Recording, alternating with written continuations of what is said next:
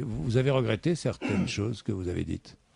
Moi, si j'ai choqué les gens, je m'en suis excusé immédiatement. J'ai dit. Qu'est-ce que vous regrettez dire. Qu'est-ce que vous regrettez dans ce que vous avez dit? J'ai essayé de faire les choses le plus sincèrement possible. Il y a. Si j'ai choqué, si j'ai heurté, on fait pas d'omelette sans casser les œufs non plus. L'humour, c'est on vient pas de me demander à moi si je suis choqué des sketchs de mes collègues. Bon, je suis juste étonné de voir qu'on me le demande à moi. Oui. Je ne comprends pas pourquoi moi j'aurais plus à regretter des sketchs que les autres. Vous avez regretté qu'on ait d'avoir remis le prix de l'infréquentabilité de l'insolence à Robert Forisson, condamné pour cette thèse négationniste. Est-il fréquentable, selon vous? Ah non, moi je ne veux pas me. Non, C'est pas moi qui suis interrogé, c'est vous. Si j'étais interrogé, je vous répondrais. Je vais sauver Bourdin. Pour moi, non, il n'est pas fréquentable. Bruno Gassio. Donc il pouvait avoir un prix de l'infréquentabilité. J'ai pas besoin d'être sauvé. Mais en tout cas, je pense que je l'ai invité pour son infréquentabilité. Moi, je pense que c'est une personne infréquentable, donc, vous le pensez? En tout cas, je pense qu'il a vraiment cette étiquette-là. C'est un infréquentable, le plus grand infréquentable. Vous pensez qu'il est infréquentable, vous? Ah bah oui, il l'est de fait. Bon. Maintenant, sur ce qu'il pense, il y a l'homme et ses théories, et puis il y a l'homme aussi. Je trouve que on en fait beaucoup trop. Je veux dire, c'est un être humain qui s'est fait tabasser dans l'indifférence générale. C'était pas normal. Je trouve qu'il faut garder quand même un peu de raison et de se dire il développe des théories qui ne plaisent pas à tout le monde, ça c'est clair. Mais est-ce qu'elles te plaisent à toi?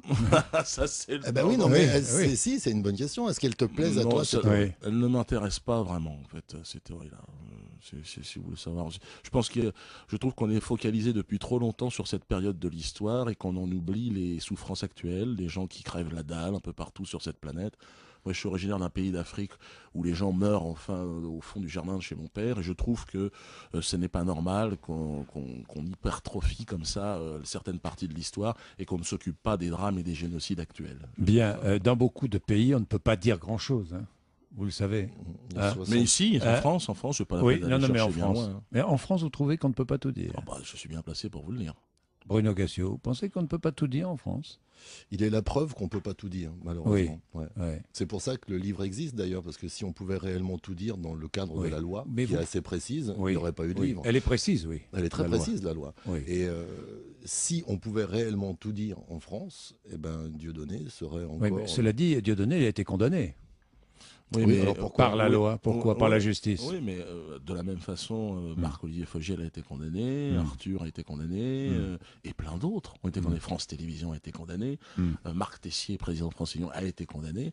La liste, c'est moi qui les ai fait condamner, ceux dont je viens de vous parler. Mais le nombre de personnes qui ont été condamnées pour injure, pour diffamation, et qui travaillent aujourd'hui encore à la télévision, je veux dire, vous seriez étonnés. Il n'y a pas un rédacteur en chef d'un journal qui n'a pas été condamné parce qu'il a laissé passer.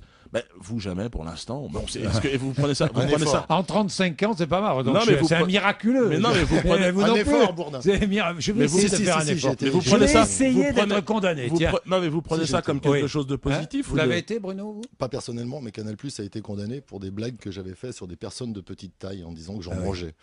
Et que le nain, c'était l'ortolan du cannibale. Oui, ça vous fait rire. Et en plus, je peux rire. Je peux rire. Moi, j'ai le droit. Oui, attendez. On ne va pas être condamné si on rit. Hein.